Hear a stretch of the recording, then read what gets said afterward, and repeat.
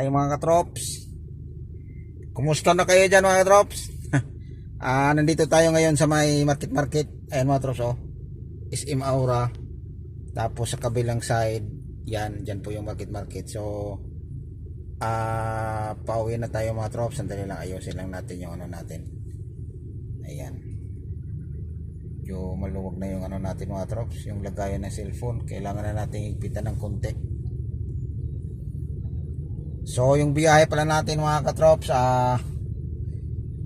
ano lang, Makati BGC lang, naghapon lang tayo, vice versa lang. Tapos bukas mayroon tayong QC, maaga yung biyahe natin bukas ng QC. So kaya napaga tayo ng pag-uwi natin. So balik na naman tayo natin sa daily routine ng biyahe natin mga katrops. Grabe ang itim ng ano mga katrops, parang uulan na itong mga katrops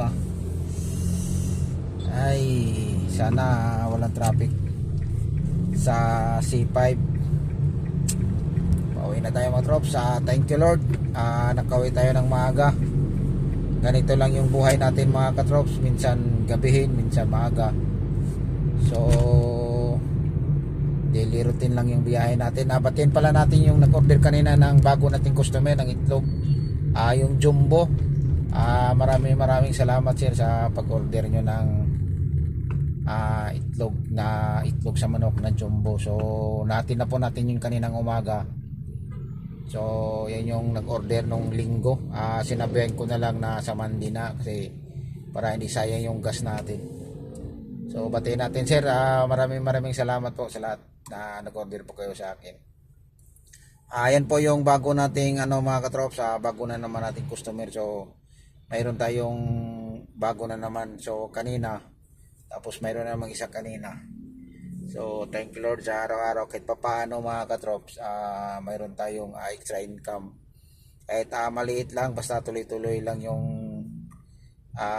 gawain natin sa daily routine natin na pagdi-deliver ng itlog. Kasi pangdagdag lang yun mga katrops, pangdagdag lang, konsumo sa hirap ng buhay ngayon. So papaliwanag ko lang pala sa lahat ng nakakamod ng video ko nung nakaraang araw pa, nakaraang buwan.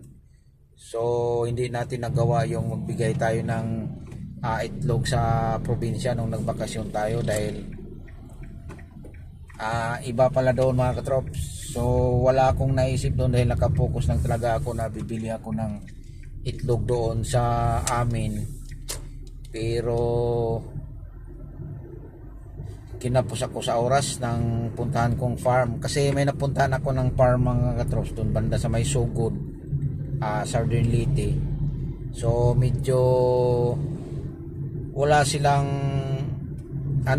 parang nagpanibago sila ulit ng alaga ng manok. So hindi natin alam yung tindahan nila. So nandun pala yun sa nadaanan na natin, pero hindi na rin pwede balikan kasi medyo malayo-layo na. Kasi yung farm ko talaga yung pinupuntahan ko para makatipid tayo, para mas maraming mabili natin, para marami ding mabigyan natin. Pero wala tayong nagawa dahil wala tayong nabili. At saka hindi ko rin naisip na dapat tinuloy ko na lang pala yun, kahit medyo maliit o may kataasan ng presyo. Hindi ko na rin naisip, parang nabago yung isip ko noon nung yung presyo doon ng XL, yung XL dito, yung XL doon pang Jumbo na presyo. Kaya lang hindi ko talaga nagawa na isip, kahit bumili man lang ako kahit small na lang sana o medium, para mayroon lang tayong maibigay sana. Pero wala, kasi hindi na ako bumalik doon, kaya yun ang nangyari. So nawala talaga sa isip ko nung ganun ang pangyayari ng presyo doon sa itlog doon. Mas mahal pala doon sa probinsya kaysa rito sa Maynila. Kasi yung tinatanong ko doon, 270 yung XL nila, samantalang dito yung XL dito medyo mababa lang.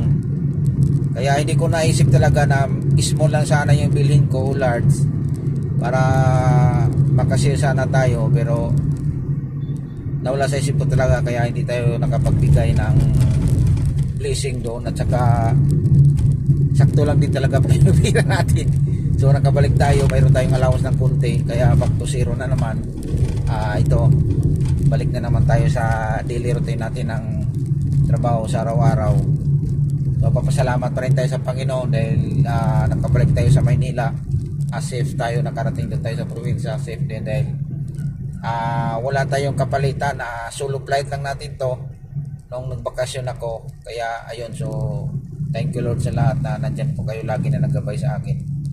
So ayan mga trops, so anyways mga trops, umuulan na, punasan muna natin yung ano natin kasi parang ang itim-itim ng langit, parang lalakas pa to. Yan, biglang nag-stop. So sarap talaga sa probinsya mga katrops na nandun tayo, kaya lang wala pa tayong puhunan. Wala pa tayong budget na magsimula ng business doon. Mayroon ako nakita doon, sana maranasan natin habang malakas pa yung katawan natin, pero sa ngayon wala pa, back to zero. Grabe sa hirap ng buhay.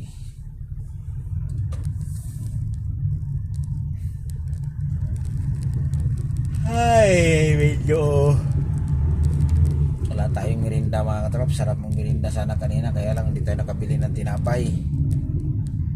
So bukas na lang tayo ng tinapay, bukas na lang mga trop. So ito na mga trop, oh. Nagsimula na ang traffic mga trop. Sa may Pasig na tayo, Ugong Pasig. Ayan, simula na yung traffic.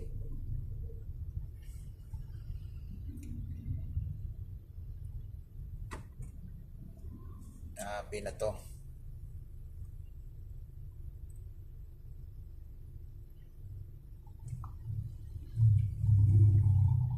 Ito talaga yung kalaban natin, traffic.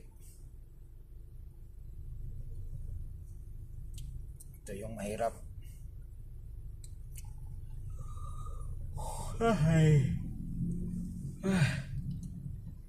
Sa hirap ng buhay mga katrops.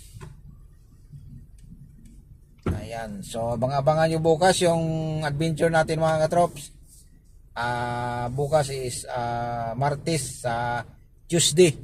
Ayan, so abang-abangan nyo yung ano natin, adventure natin bukas. Thank you po watching mga trops. Ulitin ko, ingat na lang po sa mga pauwi na dyan sa bahay, lalong lalo na sa nagmumotor ngayon dahil medyo umuulan-ulan, madulas yung kalsada. So ingat-ingat na lang po kayo, and God bless ating lahat. Bye bye.